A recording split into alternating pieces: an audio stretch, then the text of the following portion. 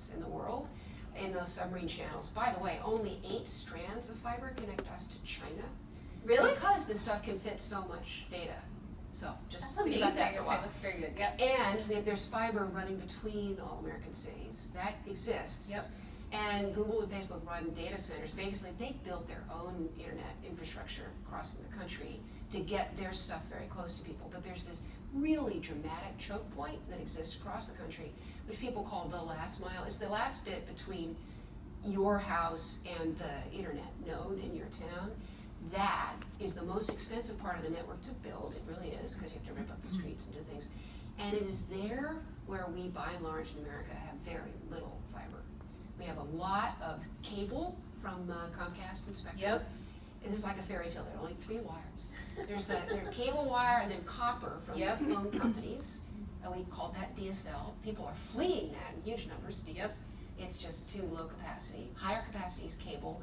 And then fiber is this world-class standard for that last mile that we think, the numbers aren't great, we think maybe 15 million American households have access to that. And for many of them, it's extremely expensive. So who has that then? Because I don't have that. No. Could I have that? No. I'd have to have it specifically put into my home? Yeah, you probably, there are too many people to pay off for you to figure out how to do that. And that's a problem in New York City. So I'll get to that story in a bit. There are some leafy suburbs, rich areas of the United States that Verizon sells Fios to. That's their fiber service. Oh yeah. But it's really expensive and also quite constrained. They want us to think of internet access as a passive broadcasting medium, so you're just watching stuff, not uploading big graphics files or working collectively with people or going to work online. You might get, say, 200, 300 megabits download, but then only 30 upload. And it's really expensive, and very few people have access to that. So, and then the book tells the story of hundreds of scrappy communities across the country who are taking matters into their own hands in a very American way that echoes exactly what happened with electricity to build their own last mile fiber networks.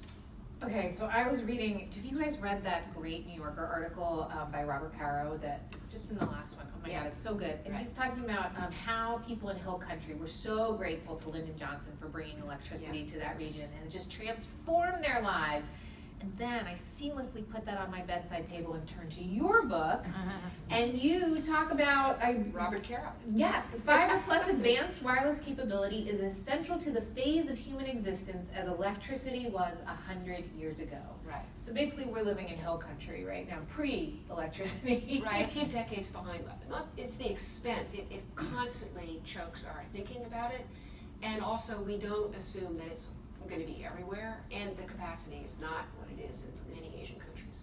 So can you tell us about those towns that you went to? I mean, I heard about Chattanooga being its own sort of microcosm of innovation when it comes to connectivity, but you also tell the story of a place I've not heard of, Wilson, North Carolina. Oh, yes, and not a huge place, gotta say. It had been a big tobacco market town, maybe in the 50s, and in fact its call letters for its radio station are WLTM, world's largest tobacco market, world's. And they're very proud. They really think everything good started in Wilson, North Carolina. This is eastern North Carolina, so east of Raleigh-Durham.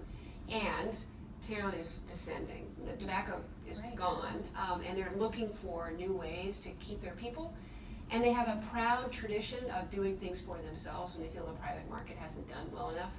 They brought water, for example, from a long distance to make sure that Wilson will always have an adequate water supply. They built their own electricity utility. And recently, they decided they wanted a fiber optic network, and they already had Spectrum in town. They were selling very expensive services. They said, that's not good enough for us.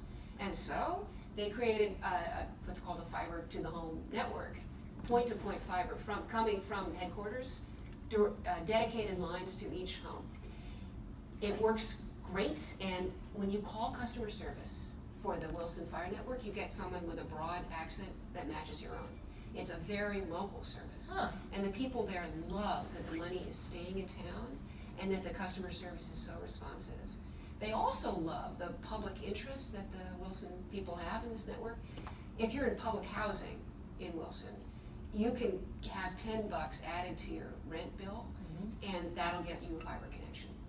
And it was incredible. I had his most moving interview with someone living in public housing with 3 boys, and she said, this is the most important thing that ever happened to my family. Because now her kids can do their homework. They used to have to find their way to the library, and she doesn't have a car, and there's no transit. So fiber makes it possible for them to be grand students, and she's getting accreditations and medical services all from home, and she was so excited about fiber. So So if Wilson can do it, why can't we?